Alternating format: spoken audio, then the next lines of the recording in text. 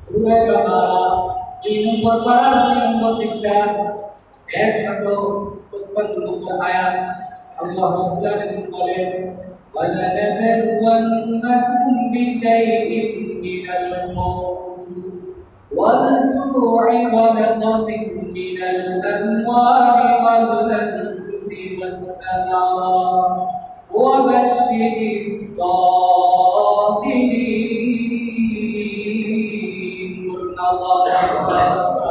আল্লাহ রাব্বুল আলামিন বলেন তোমাদেরকে আমি পরীক্ষা করব কোন বিষয়গুলো আল্লাহ রাব্বুল আলামিন এই সূরা বাকারা 155 নম্বর আয়াতে জানিয়ে দেয়।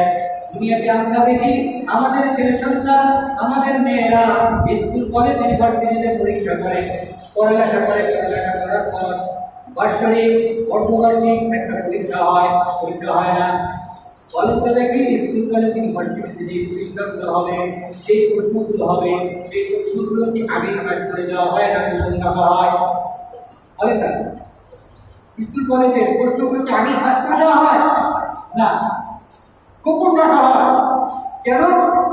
তাদেরকে পরীক্ষা করা যে পড়াগুলো পড়ানো হয়েছে সেই পড়াগুলো কি তাদের মেধায় মস্তিষ্কে তাদের জেহেনের মধ্যে কি আছে না?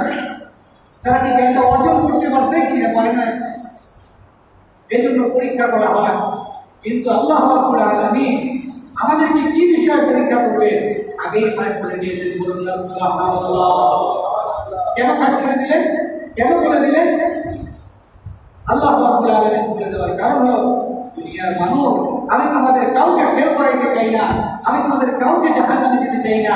আমি আল্লাহ রাব্বুল আলামিন এজন্যই পাস করে দিলাম, তোমাদেরকে এজন্যই জানিয়ে দিলাম তোমরা যেন এইগুলো পরীক্ষায় উত্তীর্ণ হয়ে জান্নাত অর্জন করতে পারো। বলুন সুবহানাল্লাহ।